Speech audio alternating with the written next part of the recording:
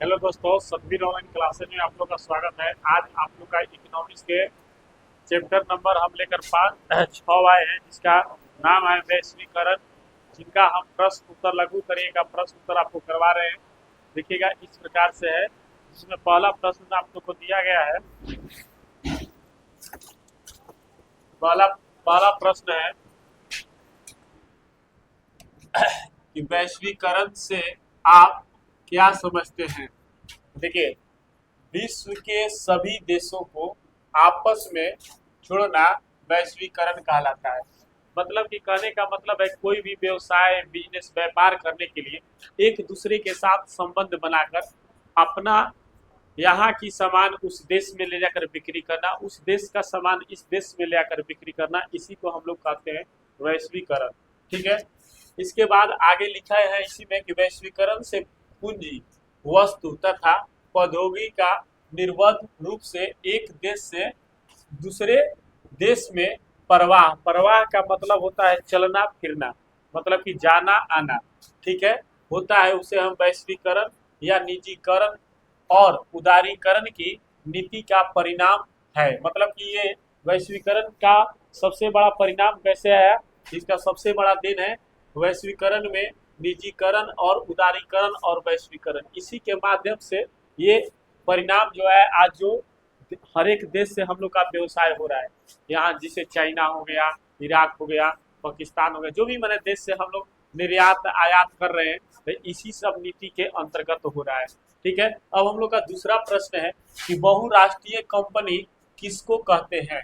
मतलब बहुराष्ट्रीय कंपनी क्यों ना कॉलेज। तो देखिए, यहाँ पर आंसर हम लिखवाए हैं, जो कंपनी एक से अधिक देशों में, कहने का मतलब है कि जिसे मान के चलिए कि यहाँ पर टाटा है, टाटा स्टील कंपनी है, तो अगर ये मतलब कि चाइना में भी जाकर अपना प्रोडक्ट को बेच रहा है, उत्पादन वहीं पर फैक्ट्री बैठा लिया है, ठीक है, चाहे और अमेरिका में जाकर और कहीं कहीं इंग्लैंड में जाकर, तो उसी को हम लोग बोलते हैं बहुराष्ट्रीय कंपनी। मतलब कि एक कंपनी एक देश से दूसरे देशों में जाकर अपना खुद का व्यवसाय करती है, उसे हम बहुराष्ट्रीय कंपनी कहते हैं।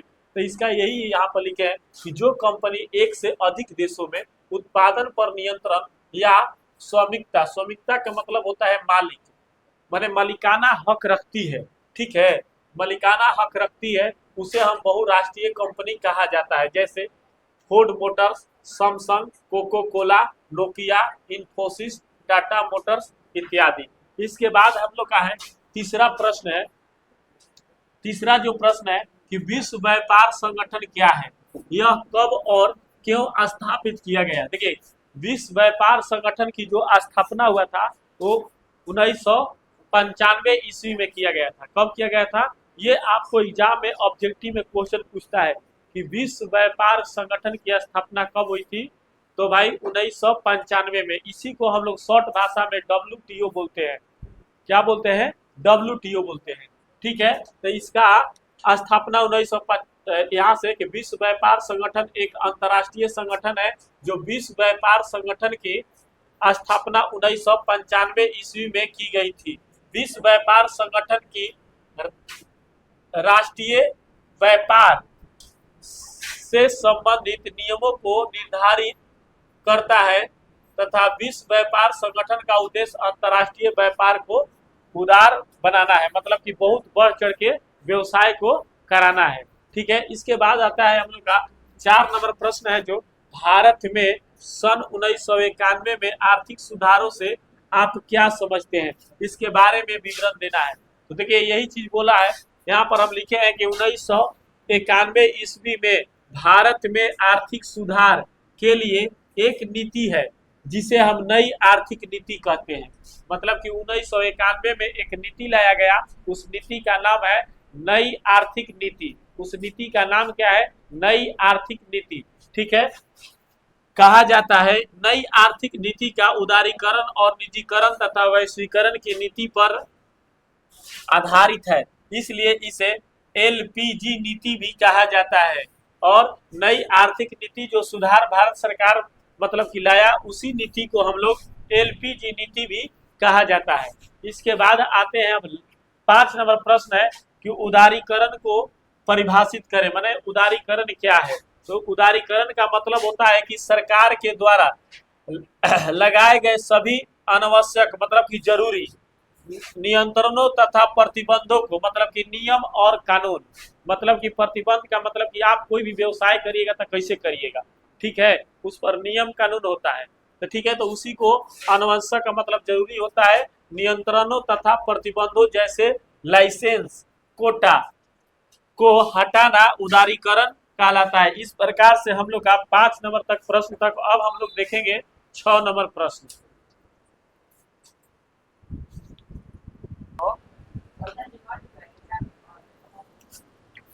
देखिए 6 नंबर प्रश्न है, निजीकरण से आप क्या समझते हैं। निजीकरण का मतलब होता है प्राइवेटकरण। प्राइवेट होता है किसी एक आदमी का अधिकार में होता है, मतलब सबका उस पर अधिकार ना हो। तो देखिए निजीकरण से आप क्या, सरकारी कंपनियों को निजी के हाथों देना निजीकरण कहलाता है। जैसे आज के डेट में रेलवे है, रेलवे में बहुत सारा चीजें हैं जो निजीकरण के माध्यम से आज के डेट में चल रहा है, समझे बात। इसके बाद आते हैं यहाँ पर दीर्घ उत्तरीय प्रश्न में, यहाँ पर है कि पहला क्वेश्चन के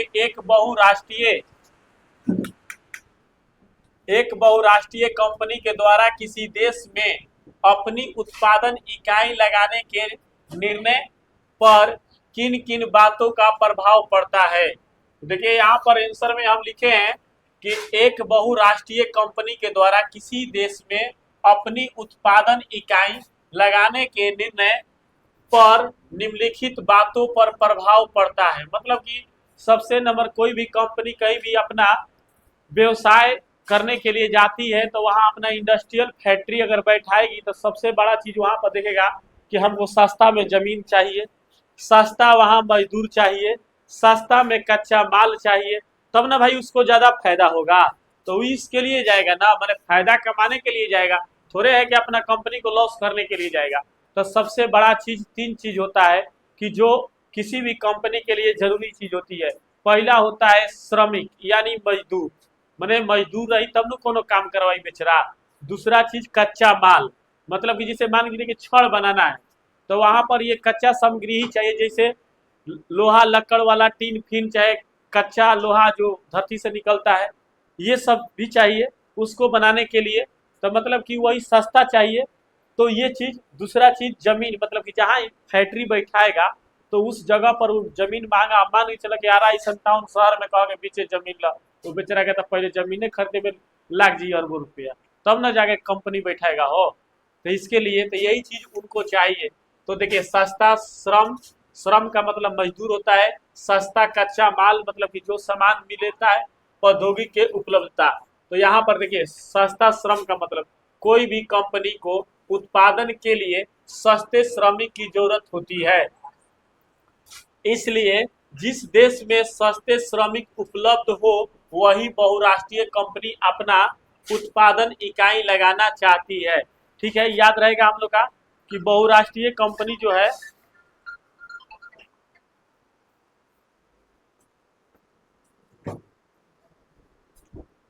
ठीक है कहाँ लगाना चाहेगा भाई, तो जहां सस्ता मजदूर मिली है ओइजा, ठीक बा। दूसरा सस्ता कच्चा माल, कोई भी कंपनी को उत्पादन के लिए सस्ते कच्चे माल की जरूरत होती है, इसलिए जिस देश में सस्ते कच्चे माल उपलब्ध हो वही बहुराष्ट्रीय कंपनी अपना उत्पादन इकाई लगाना चाहेगी। बहुराष्ट्रीय कंपनी कहाँ भाई अपना लगाना चाहेगी, जहां सस्ता कच्चा माल मिलता हो। तीसरा प्रौद्योगिकी की उपलब्धता, कोई भी कंपनी को उत्पादन के लिए प्रौद्योगिकी की जरूरत होती है, इसलिए जिस देश में प्रौद्योगिकी की उपलब्धता हो वही बहुराष्ट्रीय कंपनी अपना उत्पादन इकाई को लगाना चाहती है। तो ये 3 प्रमुख बातें हैं, और सारे भी चीज है लेकिन यही 3। ठीक है, इसके बाद हम लोग दूसरा नंबर प्रश्न देखेंगे।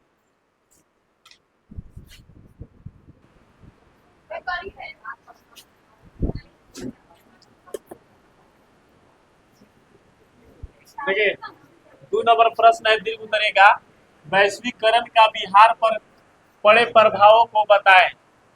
बिहार पर पड़े प्रभाव के बारे में हम बता रहे हैं हमको। देखिए कृषि उत्पादन में वृद्धि, वैश्वीकरण के बाद बिहार के कृषि उत्पादन में उल्लेखनीय वृद्धि हुई है। मतलब कि जब से यहाँ श्री विधि आई है तब से मतलब खेती गृहस्थी में बढ़ावा मिला है। उसके बाद यहाँ पर आते हैं निर्यातों में वृद्धि। वैश्वीकरण के फलस्वरूप बिहार में किए गए निर्यातों में वृद्धि, मतलब कि धान चावल कुछ मतलब कि महंगा प्रोडक्ट में जा रहा है ना। पहले धान ना बेचत रहे, क्या बेचत रहे, चावल, ठीक बा। विदेशी प्रत्यक्ष विनियोग के प्राप्ति। वैश्वीकरण के फलस्वरूप बिहार में विदेश प्रत्यक्ष विनियोग भी हुआ है और विदेशी प्रत्यक्ष विनियोग के लिए काफी दिलचस्पी दिखाई गई है। इस प्रकार से हम लोग का 2 नंबर प्रश्न, देखिए हम लोग देख रहे हैं तीसरा नंबर प्रश्न अभी वैश्वीकरण में पहुंचा है कि भारत में वैश्वीकरण के पक्ष में तर्क दीजिए। देखिए टोटल तर्क जो है आपके बुक में भी दिया हुआ है। टोटल 8 प्रकार के तर्क हैं। पहला तर्क है जो प्रत्यक्ष विदेश निवेश का प्रोत्साहन, दूसरा है प्रतियोगी शक्ति में वृद्धि, और तीसरा है नई प्रौद्योगिकी के प्रयोग के में सहायक, और चौथा है अच्छी उपभोक्ता वस्तुओं की प्राप्ति, और पांचवा है नए बाजार तक पहुंचना, और छठा है उत्पादन के स्तर को उन्नत करना, और सातवां है बैंकिंग तथा वित्तीय क्षेत्र में सुधार, और आठवां है मानवीय पूंजी की क्षमता का विकास। ये टोटल आपको 8 प्रकार से यहाँ पर तर्क आपके बुक में दिया गया है, जो आप लोग पेज नंबर में पढ़ सकते हैं।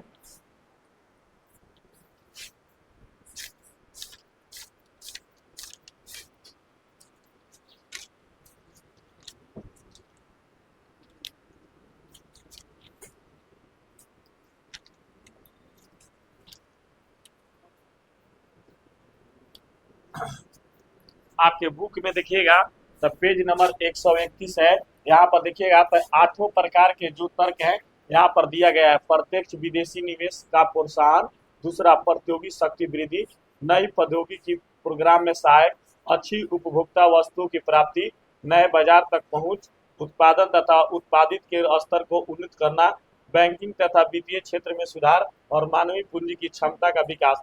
और यहाँ पर इस लाइन से देखिएगा तो पूरा विवरण आपके बुकों में दिया हुआ है। आप अपने से भी इसको लिख सकते हैं और पढ़ सकते हैं। देखिए अब इसका डिफिनीशन जो है मैं बता रहा हूँ।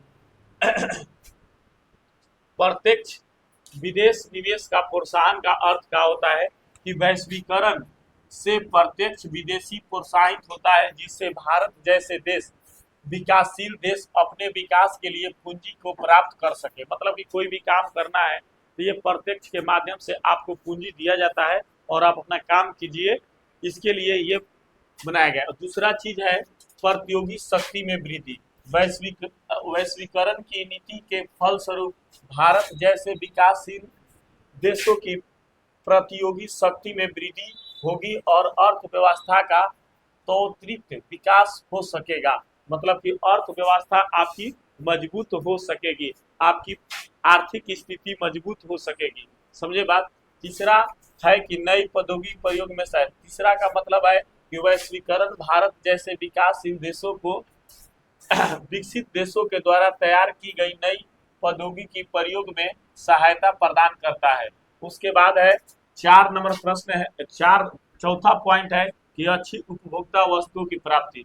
वैश्वीकरण से भारत जैसे विकासशील देशों को अच्छी गुणवत्ता की उपभोग वस्तु की सापेक्ष कम कीमत पर प्राप्त करने का योग बनाता है। जैसे कहने का मतलब है कि हम लोग के कुछ ऐसे सामान होते हैं जो महंगा प्रोडक्ट है, लेकिन यही चाइनीज सामान लीजिएगा जो सस्ता होता है, तो हम लोग क्या करते हैं कि चाइनीज सामान को ले लेते हैं। तो वही चीज ये कहता है कि मतलब कि कम पैसा लगे और अच्छा वस्तु मिल जाए ना, तो इसी को हम लोग कहते हैं अच्छी उपभोक्ता वस्तुओं की प्राप्ति। अच्छा, पांचवा नया बाजार तक पहुंचना। मतलब कि जो आप जिसे मान के सब्जी आप उत्पादन कर रहे हैं तो आपको मार्केट मालूम होना चाहिए कि अगर इस मार्केट आरा मार्केट से अगर हम पटना मार्केट में ले जाकर बेचेंगे तो वहां हमें अच्छी राशि मिलेगी। तो वही चीज है कि कह रहा है कि नए बाजारों तक पहुंच। ठीक है, तो वैश्वीकरण के फलस्वरूप भारत जैसे विकासशील देशों के लिए दुनिया के बाजारों तक पहुंच का मार्ग प्रशस्त हो जाएगा। इसके बाद है छठा उत्पादन के स्तर को उन्नत करना। उन्नत का मतलब होता है विकसित करना। ठीक है। वैश्वीकरण के द्वारा उन्नत मशीन तथा तकनीक के प्रयोग से उत्पादनों के स्तर में उठाया जा सकता है। मतलब कि इसको मतलब कि तकनीक का मतलब होता है मशीनों के द्वारा नहीं। इसके बाद आते हैं हम लोग का 7 नंबर पॉइंट है कि बैंकिंग तथा वित्तीय क्षेत्र में सुधार। वैश्वीकरण के फलस्वरूप विश्व के अन्य देशों के संपर्क में आने से बैंकिंग तथा वित्तीय क्षेत्र में कुशलता में सुधार होगा। मतलब कि इसके आने से हम लोग का बैंकिंग में बहुत बड़ा सुधार हो गया। पहले किसी व्यक्ति का खाता नहीं खुलता था, लेकिन आज के डेट में देखिएगा तो एक घर में 5 खाता 6 खाता खुल गया है। ये सब इसी का माध्यम है। आगे हम लोग चलेंगे, मानवीय पूंजी की क्षमता का विकास। शिक्षा तथा कौशल परीक्षण वैश्वीकरण के प्रमुख घटक है, जो इससे मानवीय विकास में बढ़ावा मिलता है। मानव के विकास के लिए हमें क्या भाई चाहिए, तो सबसे बड़ा शिक्षा चाहिए और कौशल परीक्षण, मतलब कि उसके बारे में जानकारी। जैसे मान खेती कर रहे हैं तो खेती के बारे में आपको जानकारी होना चाहिए कि अगर हम लोग किस तरीके से खेती करेंगे तो हम लोग का अधिक उपज और उत्पादन को प्राप्त कर सकते हैं। नहीं तो इसके लिए तो ये आप लोग का 3 नंबर प्रश्न का पूरा हो गया। अब 4 नंबर प्रश्न हम लोग देखेंगे।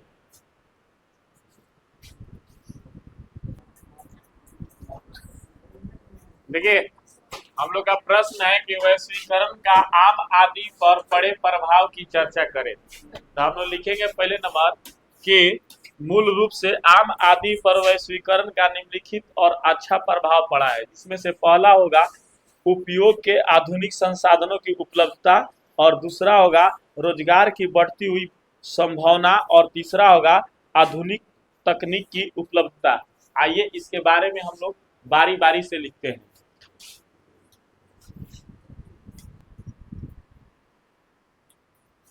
देखिए इसका मूल रूप से आम आदमी पर वैश्वीकरण का निम्नलिखित और अच्छा प्रभाव पड़ा है, जैसे उपयोग के आधुनिक संसाधनों की उपलब्धता, दूसरा का रोजगार की बढ़ती हुई संभावना, और आधुनिकतम तकनीक की उपलब्धता। तकनीक का मतलब मशीनों का, जिसमें देखिए उपयोग के आधुनिक संसाधनों की उपलब्धता में वैश्वीकरण के कारण ही दुनिया के सभी देशों के उच्चतम उत्पादन लोगों को उपयोग के लिए उपलब्ध हो गया है। और उदाहरण में जैसे मान चलिए कि आम आदमी पहले रेडियो पर मनोरंजन प्राप्त करते थे, लेकिन आज के डेट में अब उनके स्थान पर सबसे ज्यादा जो है लोकप्रिय आज के डेट में मोबाइल हो गया है, टेलीविजन हो गया। मोबाइल से पहले टेलीविजन था, लेकिन आज के डेट में मोबाइल, लोग टीवी कम देख रहे हैं, मोबाइल पर सारा चीज यूज कर रहे हैं। ठीक है। इसके बाद है रोजगार बढ़ती हुई संभावना। वैश्वीकरण के कारण ही औद्योगिक मैंने इंडस्ट्रियल एरिया आई और फैक्ट्री बैठा, इससे लोगों का रोजगार ज्यादा मिला। ठीक है।